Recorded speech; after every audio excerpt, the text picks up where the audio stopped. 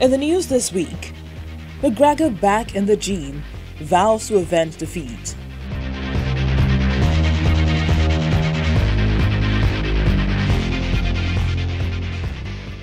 Federal Executive Council swings into action as Buhari returns.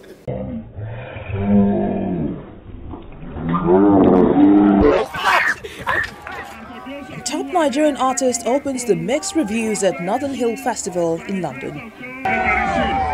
So I congratulate Nigeria, and I say there's no country like Nigeria. And now, it's the other news.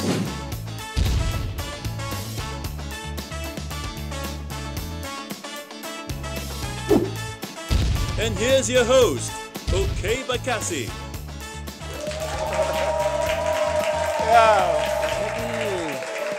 Yes.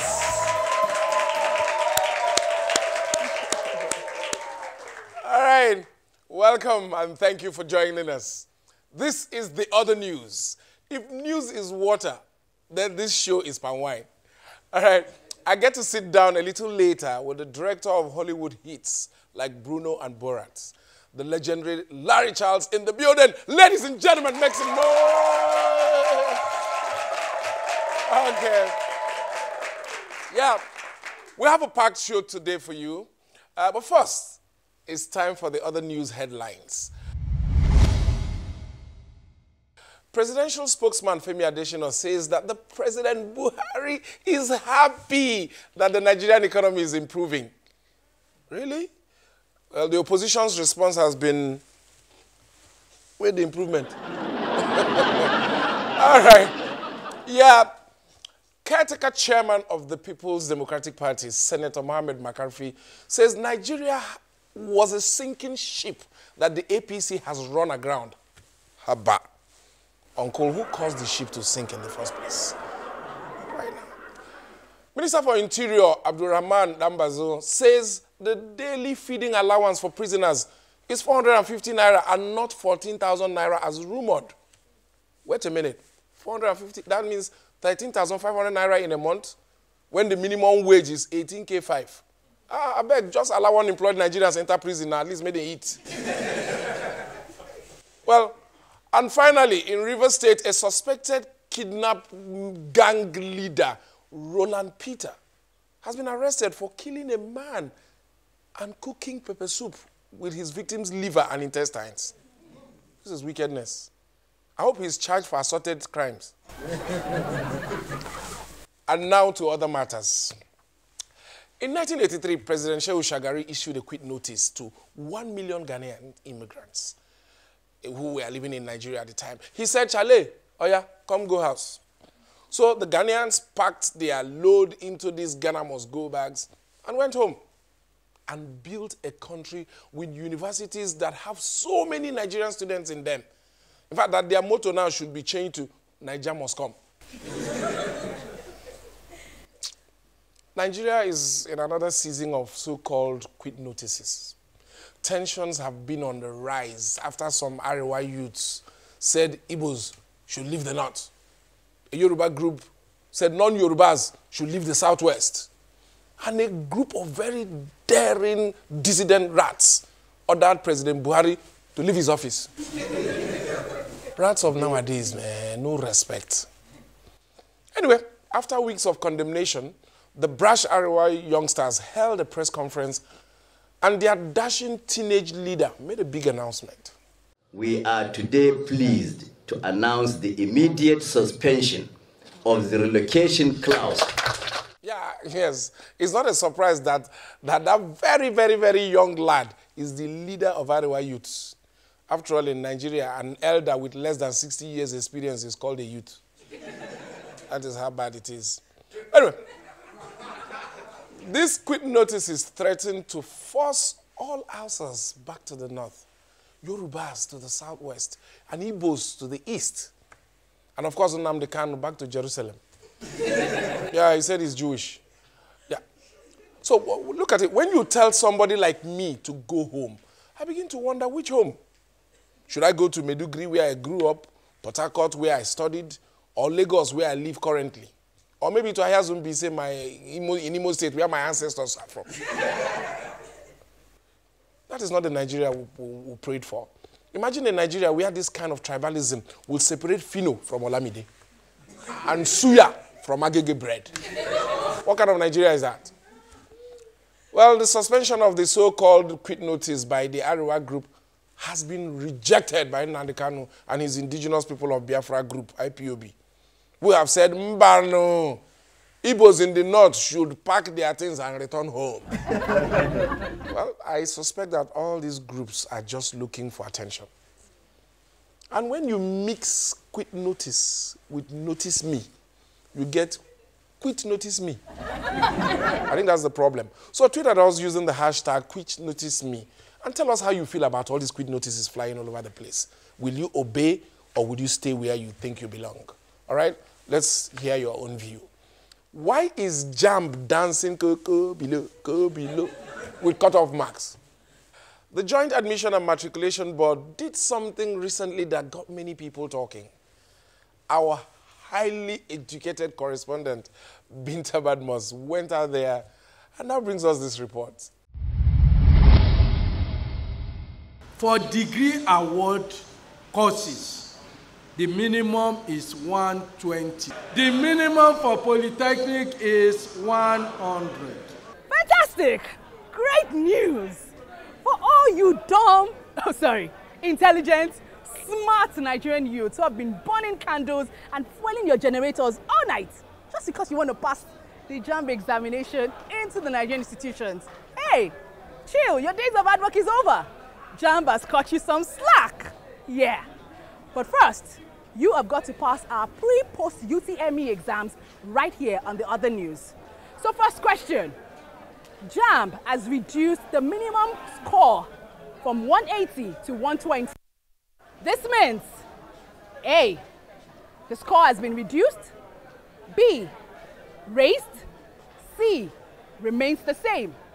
JAMB spokesman, Mr. Fabian Benjamin, was quoted to have said that this new cutoff mark would encourage more Nigerian students to apply into Nigerian universities rather than go to those mushroom universities abroad. Hey, mushroom universities abroad.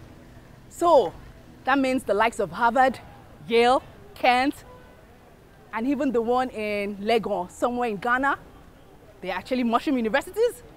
I quite agree with him. The man has a point. These schools don't get to experience inadequate infrastructure, certain issues with lecturers, constant ASUU strike. Hey, even the womanizing lecturers. So, how can they be better than Nigerian universities? Question 2. Will this new minimum cutoff mark encourage more Nigerian students to apply for JAMB? Option A, yes. B, no. C, maybe. Well, the answer is pretty obvious. Don't start planning how you will cross the bridge. When you get to the bridge, you can climb on somebody's back and cross. You can see a vehicle and jump in and cross. You can even crawl on the bridge. You can swim across. But the real question is, if about 2 million Nigerian youths apply for this examination and JAMB fixes it at 5,500 naira per head, that's about 2 million times 5,500 naira. Jesus! Do you know how much JAMB will be making? And they say there is no money in this education business? Kai, let's not even talk about post-UTME at all. I'm sure all these universities and polytechnics will be licking their lips. Final question. Will this new development see more Nigerian youths gain admission into their universities of choice? Well, that's another obvious answer. Current statistics shows that 1 out of every 4 Nigerian students gain admission yearly. And this goes on to say that our Nigerian institutions don't actually have the capacity to accommodate this growing populace. I see a very, very, very bright future for the Nigerian youths. I am Binta Badmus, and this is the other news. Still to come on the other news, my interview with the great Larry Charles. Keep watching.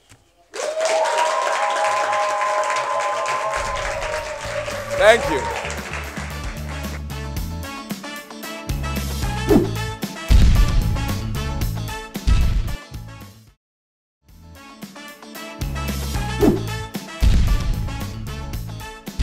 Now, my guest is a man who has brought laughter to millions around the world through his writings and directing. His impressive resume includes writing credits on Fridays and Seinfeld. He also directed the incredibly funny hit movies Borat, Bruno, and The Dictator. Ladies and gentlemen, please give a resounding welcome to Mr. Larry Charles. Wow. Good to meet you. Good to meet you, bro. Wow. Yes, sir. I feel so privileged to have you here in the studio, live and direct in flesh and blood. I'm the lucky one.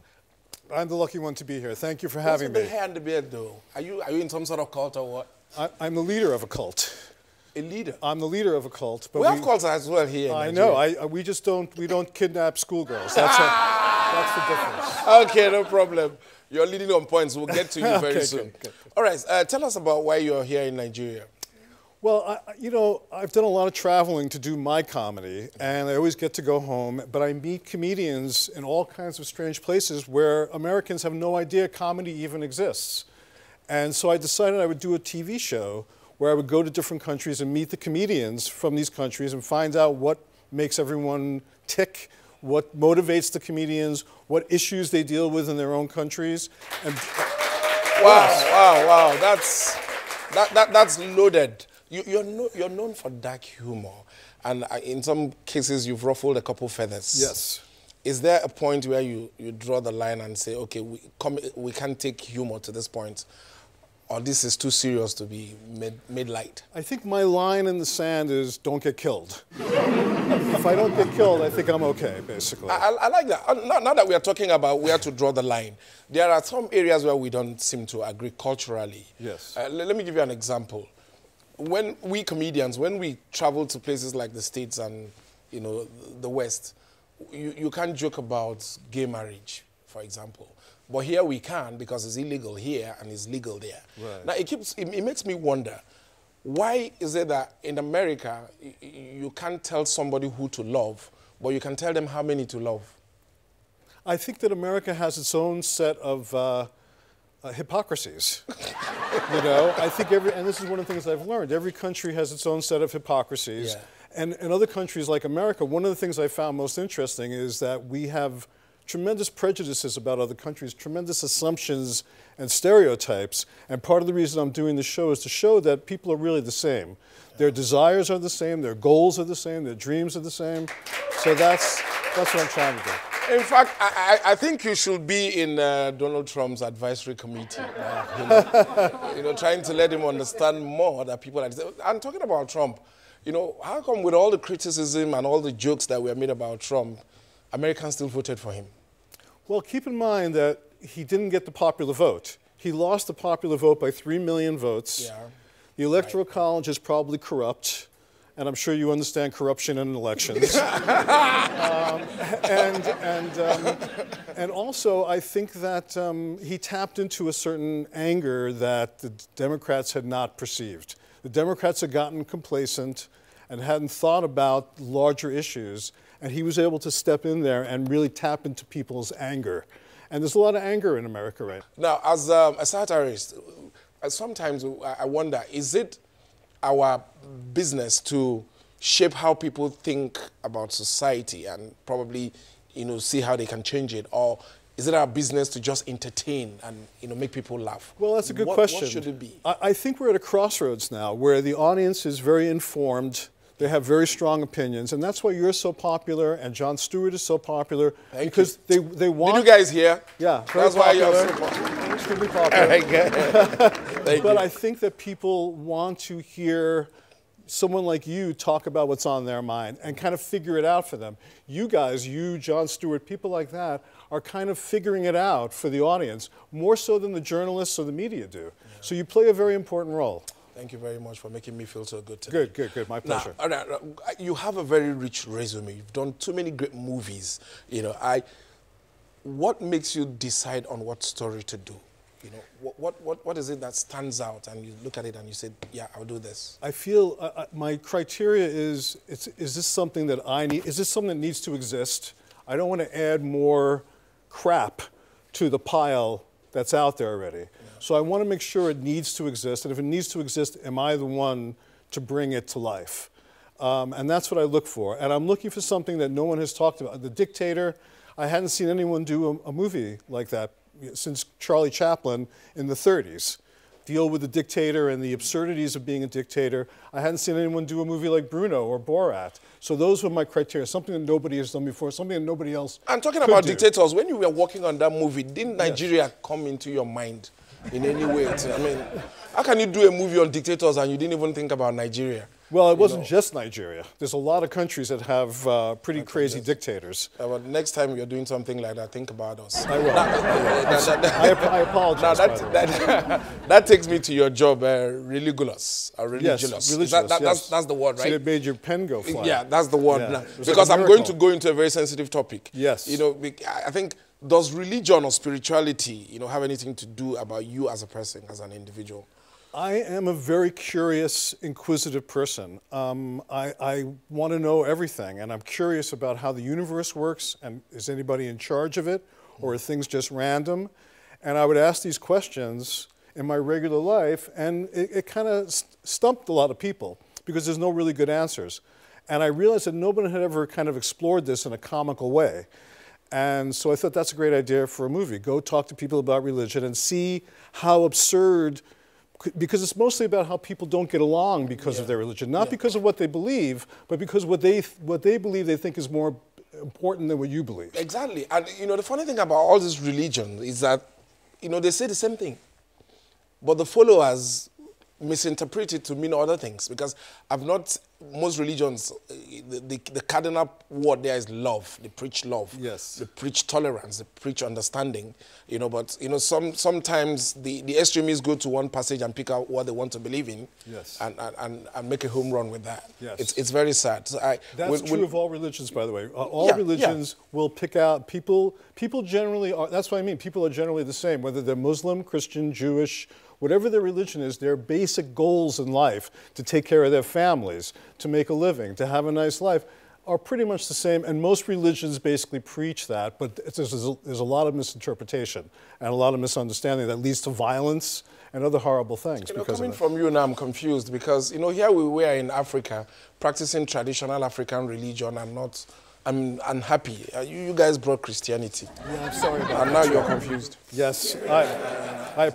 Listen, I'm sorry we ever came, except for me being here now. I accept your apologies. I'm sorry that Native Americans ever came here. Okay. The other news is a new satire. And, yes. You know, we are trying to make our mark. You know, do you think, you know, the kind of project that we are doing has any impact on democracy?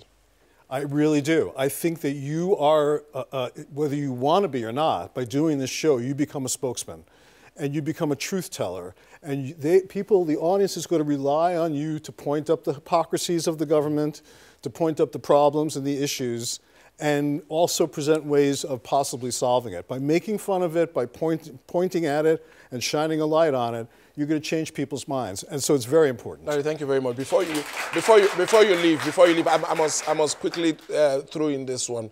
Before you leave, any advice for us on how we can make this show popular in the U.S.? I think the way to make the show popular anywhere is by being fearless. Do not be afraid of anything. Attack. Attack. Yes. That's right. That's right. It's been nice talking to you. Great to meet you, man. Thank you. Thank you. Thank you so much. All right, thanks again to the great Larry Charles for coming through. Thank you. I can't wait to see his latest documentary. All right, up next, I talked to our special correspondent about those pesky rats troubling our commander-in-chief.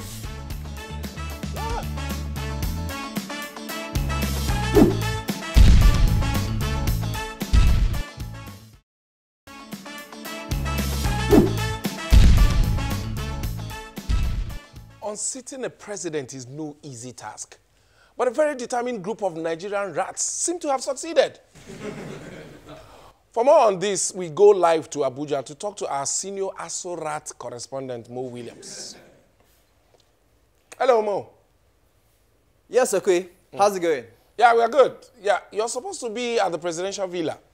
Well, okay, technically I am. I'm just working remotely. In 2017, because of the internet, we can share documents online, we can WhatsApp our colleagues. I don't have to be there personally.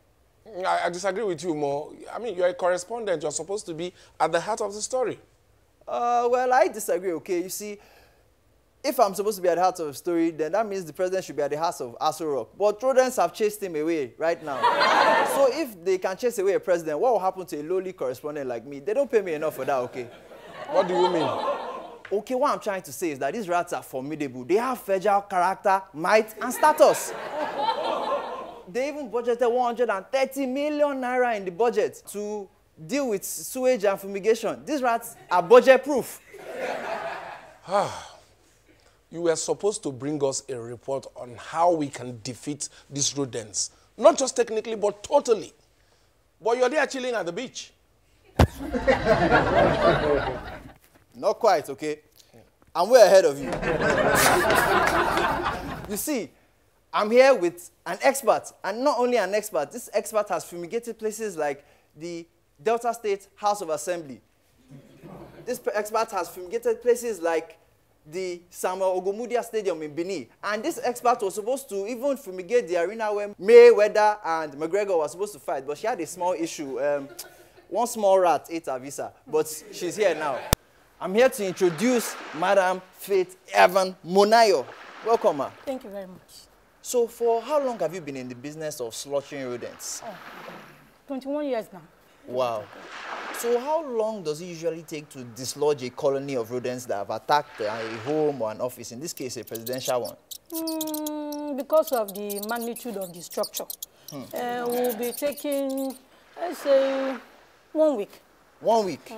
So, after the rodents have been defeated, how long does it take for peace to reign and the former occupants to return? 72 hours. 72 hours. So the ASUU Rat rodents, how come they are taking so long for them to be defeated? Are you surprised? They might have human rat's body, but human teeth, you can't tell. Well, that's very interesting. With that being said, these rats, they've never seen no normal rats, right? I believe so. Okay, well, I have some wanted rodent suspects here. Okay. Do you recognize any of these people? Who? That's huge. Okay. Ooh, but do you recognize this one? Yes. But they are new to this our side. What about this one? That's mass attack. Wow. That is mass attack. Ooh. What about this? No, that one is new. Very, very new. Okay, well. What do we do? How do we solve this problem? The only way we can solve this problem is to fight. Can you hear the music? That is the sound of war. I'd like to introduce to you this woman as the chairman of the Anti-Rodent Special Forces Super Squad that is sponsored by the UN, NATO, and even financed by ECOWAS. She is going to take out the Al-Qaeda forces that are chasing presidents away from this place. That's what we're going to do, okay? I'm tired. All in a day's work. All right, thanks, Mo. Wow.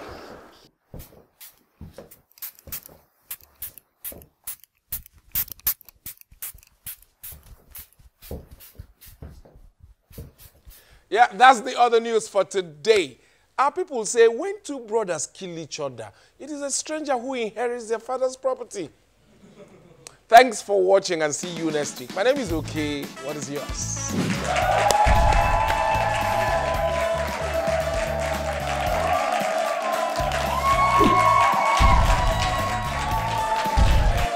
Thank you. Thank you.